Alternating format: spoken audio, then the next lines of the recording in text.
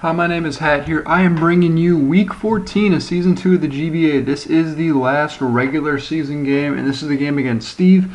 And before we get into this, where we are right now as a team, we are 7-6. If we win big and Nick loses to Shady very small, I believe a 1-0, we sneak into the playoffs. If that is not the case, we do not sneak into the playoffs. So it's kind of up in the air as to what we're going to go. We still have a chance, but it is a long shot, and Steve is looking to play spoiler because Steve is officially eliminated from the playoffs as of last week. I got kind of a weird team here that I brought because there's no Clefable, no Registeel, stuff that normally kind of could handle Steve's stuff. But instead I opted just for more offense and going just with a Assault Vest Excadrill and then a physically defensive Hippowdon with the whole plan of hit Steve with as much offense as possible and hope for the best that way. So I'm going to lead out with Thunders because I didn't really know what he wanted to lead with, and he led with Victini, so I figured, well, I can't stay in on a hit and only do like 30 to 60% knowing that he is Assault Vest, and needed to see if he's going to be physical or special. I kind of assumed he was going to be special. That's because of what he was been in the past. But at the same time, I figured because he's been special most of the year, it might be better for him to run physical. But clearly with the Blue Flare, he is not physical. And he is special, so I'm going to switch out. But what I do is I go into Feraligatr thinking I'm going to be taking another Blue Flare, and he switches up moves into Energy Ball.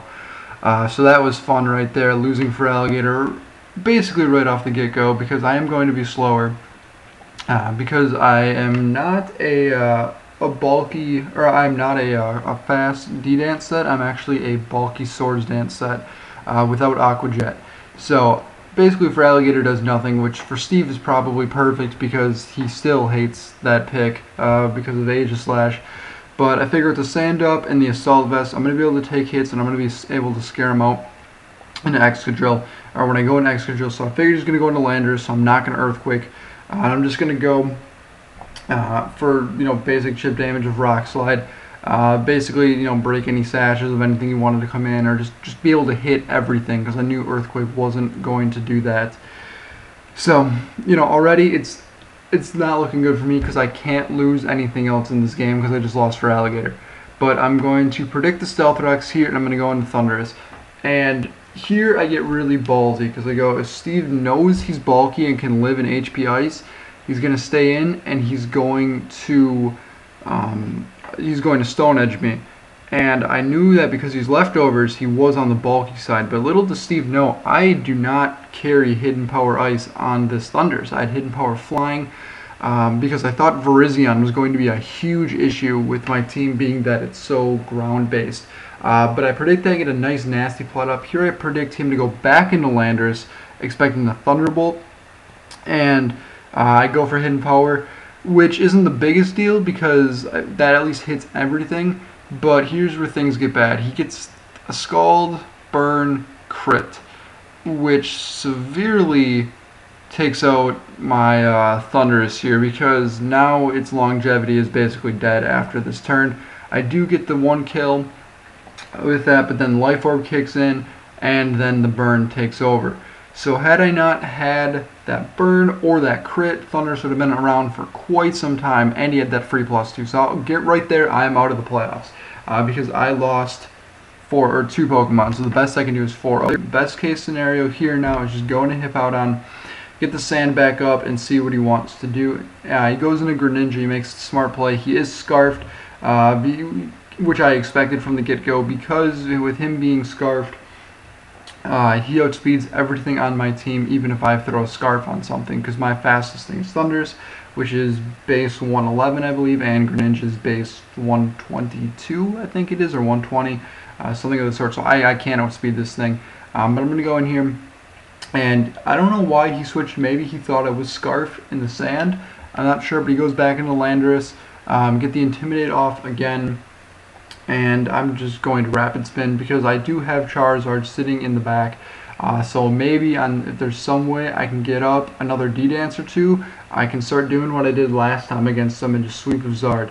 So I need to get those rocks off, because I do not have Roost on this Charizard this week. I brought Earthquake instead, and Fire Punch over Flare Blitz. So I'm going to switch into my Garchomp, and this is actually Sandvale Garchomp. Sandvale is not banned this generation because weather only lasts 5 turns, and it's hilarious because after I knew I was out of the playoffs, I jumped into a Skype call with Steve just while we were talking, and he was incredibly surprised. He's like, I missed a U-turn? How did I miss a U-turn? So I thought it was really funny.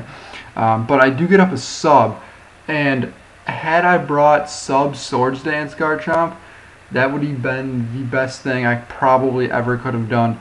It might have been a different game entirely had I done that. But I did make one crucial mistake. I didn't put Smooth Rock on my Hippowdon. I kind of just brought, I put leftovers on it, not really thinking. And that was one of those things in hindsight I realized the mistake that I had made. But you know, that happens. And especially with the playoff chances that I had.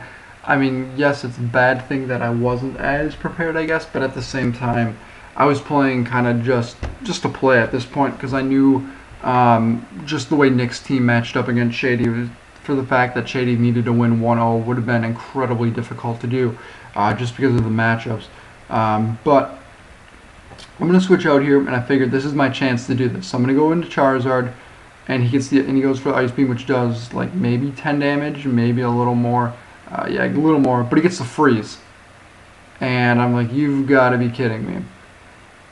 So I'm going to Mega, and the rest of this battle is Steve doing the Ice Bucket Challenge to my team. And what I mean by that is the next, what is it, 9 out of the next 10 turns are me being frozen. So I don't know what to tell you guys. Good season. We did finish 7-7, which is a little unfortunate. I was hoping to at least get above 500. But you know, life gets in the way sometimes of moving and whatnot. We do overall in GBA history have a positive win-to-loss record, which is good. So I cannot complain about that in the slightest. But you know, well, next year we're gonna draft better. We're losing a few key players, so that might restructure the team, and losing Espeon, Clefable, and Hippowdon. I don't know. Some of them might be drafted back, some might not. We might change the team dynamic up and ditch this whole sand thing. I'm not 100% sure, but we will. We'll figure it out. But Steve, you're a dirty man for this. And I really don't know what to tell you guys. You know, outside of the fact that Steve finally got his just desserts, being that the turn before this. Oh, by the way, he lives at 1 HP. So just a fun fact, he lives at 1, and then he gets another freeze. And this is a 5-turn freeze, following the 4-turn freeze. But anyway, Steve, the last 2 games in the GBA I played him, I was 10-0, so I guess it kind of makes things fair in the sense that Steve decided to get as much hacks as possible to beat me. Hey, if that's the only way he can beat me, so be it. But you know, I will see you guys next year for the GBA. We have a lot of things planned to look out for, so definitely be prepared for that. And who knows, maybe in the off season, I might have a video here and there, so my channel won't be entirely dead.